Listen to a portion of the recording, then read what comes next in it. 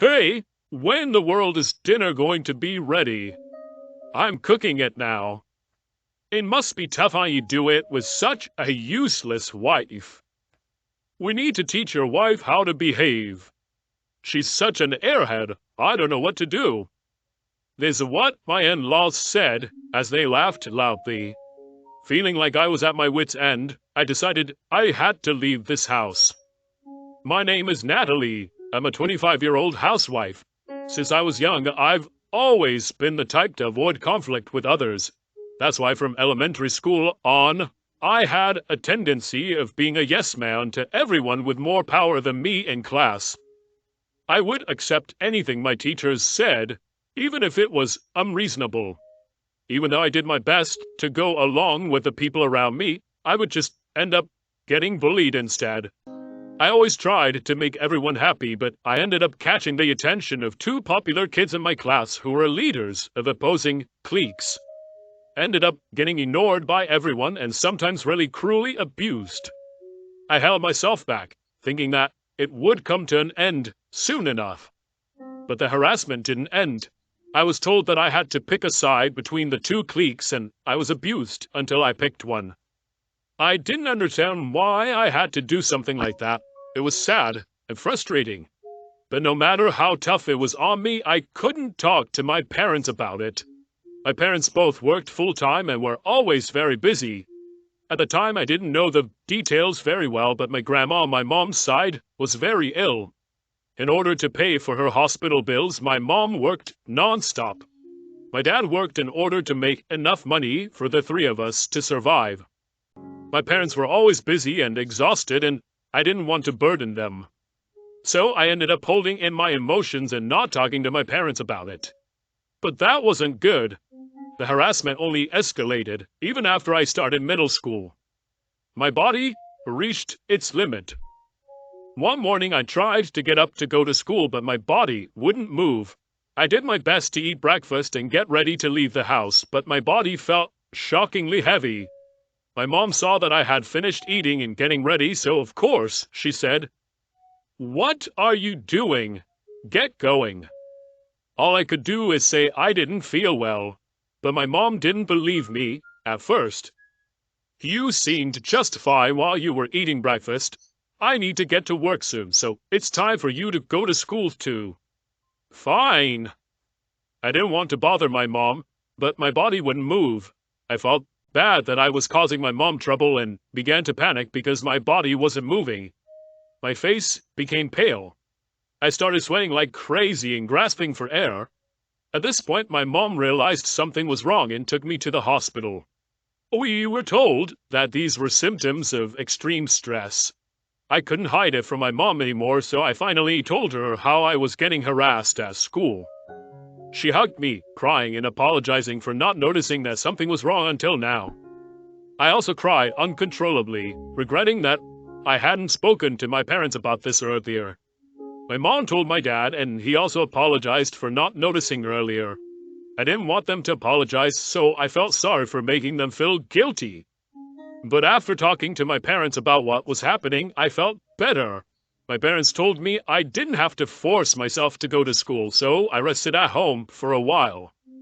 Even though I was a child, I felt like I couldn't just laze around at home all day. In order to help my mom out, I began learning how to do housework. I started with cleaning and laundry and then began learning my mom's recipes as I'd help her in the kitchen. Thanks to that, I learned to cook on my own and began cooking dinner for my family, apart from any fried dishes which I left my mom to prepare. "Natalie, you cooking for us is a huge help. And it's delicious. You're a genius." My parents would compliment me and tell me how grateful they were. That made me happy, so I worked hard around the house. I'm the type who gets hooked on things once I start them. Wanting to make the house as spotless as possible, I began studying all sorts of ways to clean. I began memorizing recipes from cookbooks as well. Eventually our home was sparkling and I knew hundreds of recipes.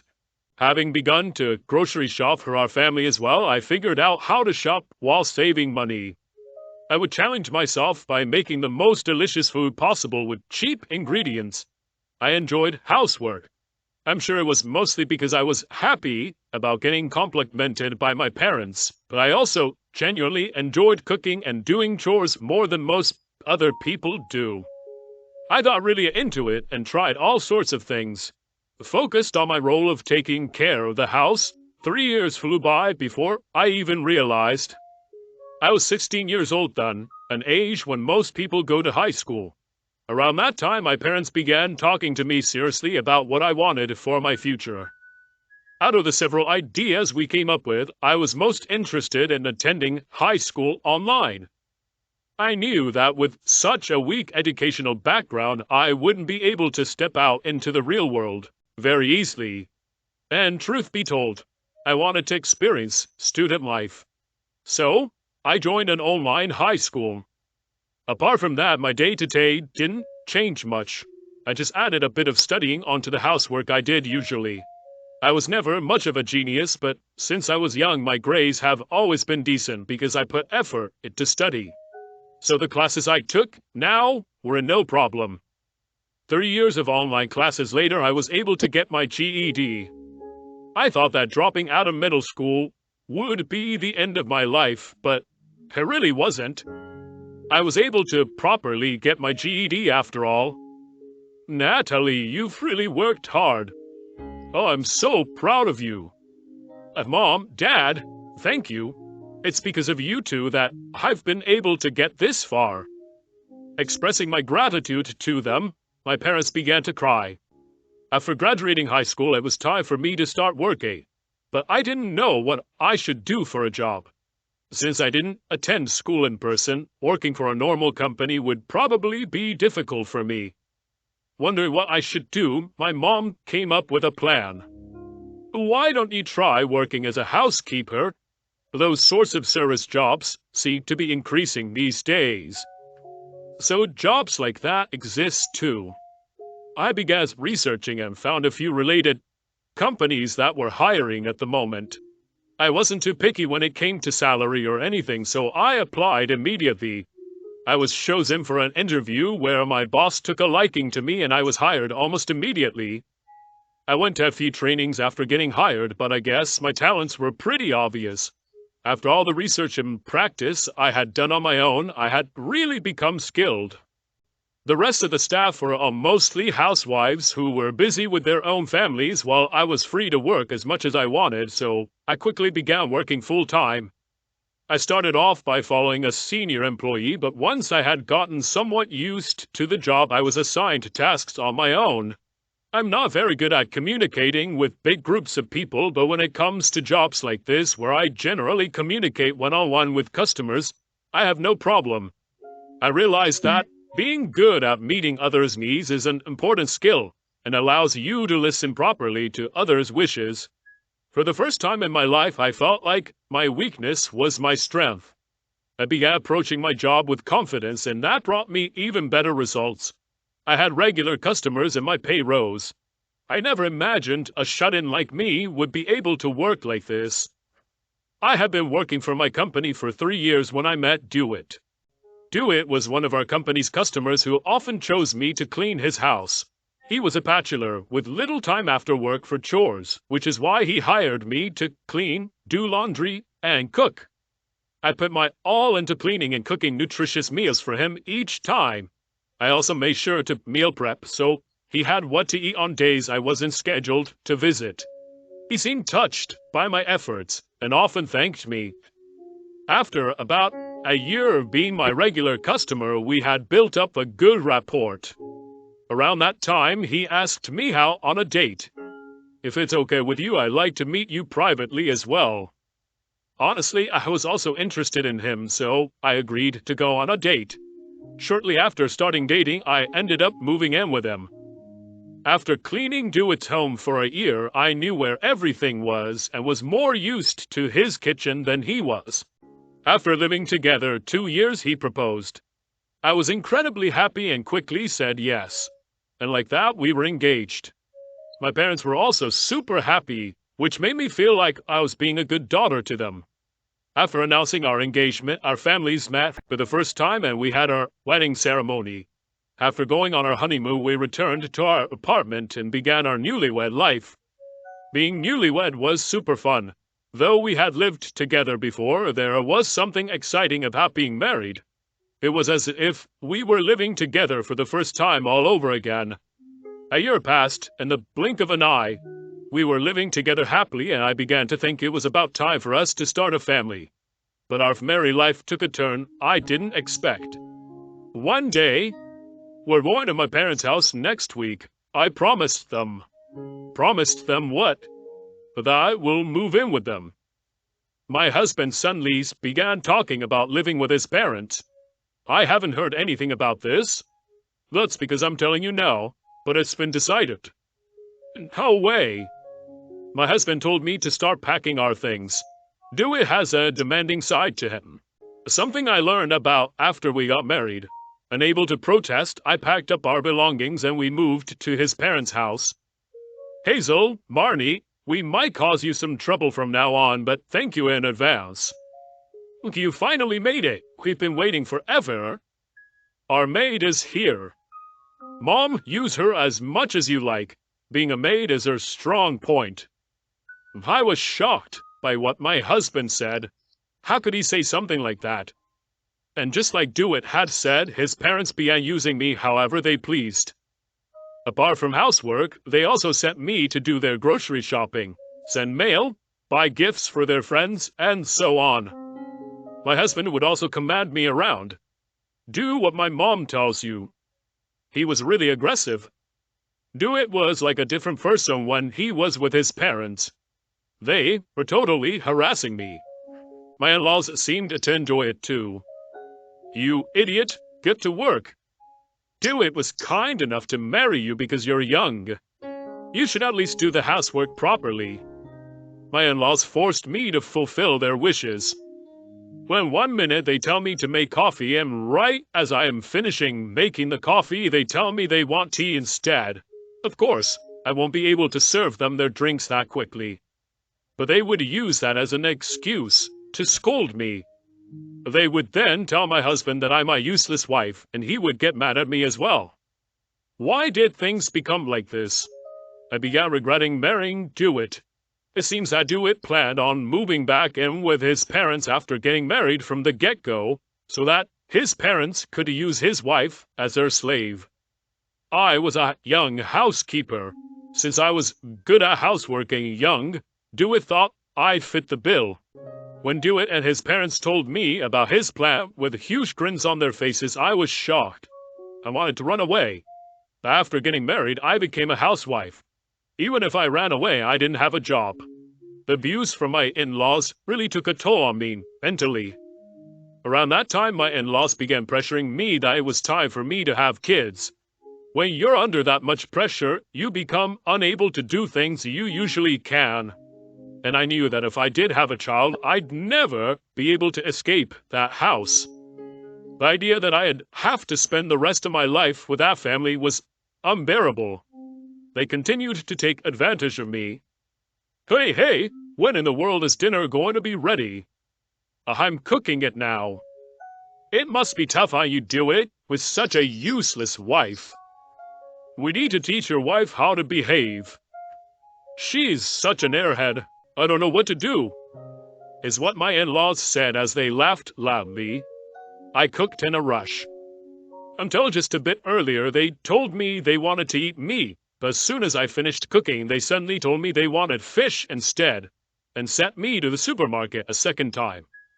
Of course, they said it's all my fault that dinner was taking time. Just as I was about to serve dinner, the three of them suddenly began preparing to leave the house. Huh? Where are you going? You're too slow, so we're going out to eat. What? But I'm just about to finish. We feel like eating out now. We don't need what you cooked anymore. They left the house with smiles on their faces. What? Even I went through all that effort to cook? The 2 meals they had made me cook sat on the kitchen counter. 4 servings. As I stared at the food, tears began pouring down my face. Feeling I was at my limit, I decided I had to leave this house. Things proceeded quickly. I packed my bags before my husband and in-laws returned home. I'm not the type who shops for myself much, but even I was surprised when it only took me 10 minutes to pack all my things. What took me the most time was pouring the meals I had just cooked into Tupperware containers. I didn't want the food I had put so much effort into cooking to just be thrown away, so I thought I'd take them with me. As soon as I finished packing my things, I went to my parents. I had called my parents on the way, so they greeted me warmly as soon as I arrived. "You've been through a lot."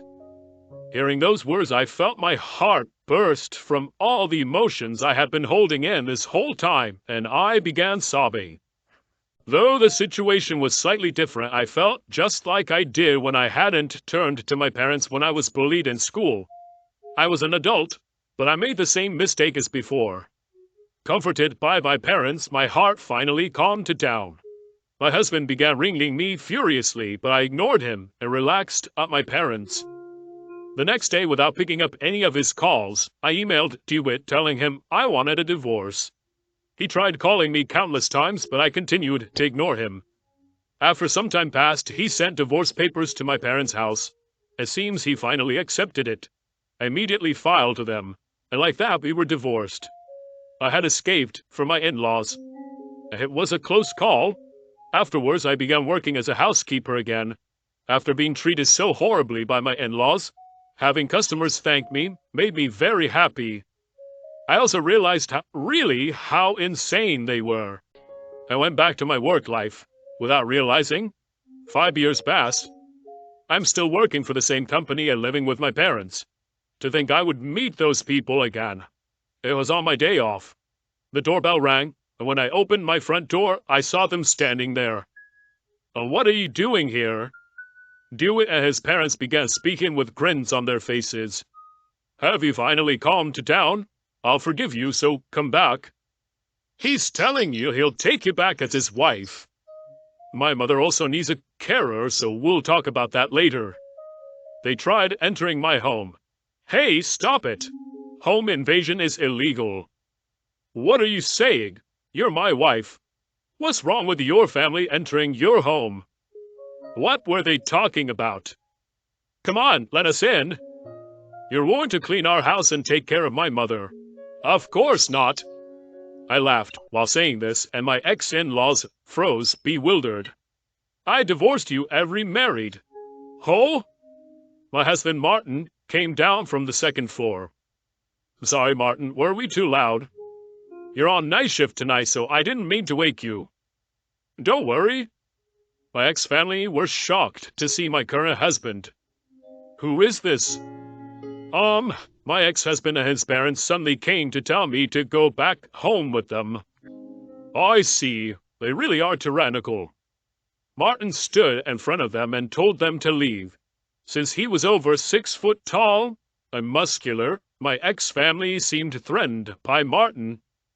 "Quit messing around. I never accepted a divorce.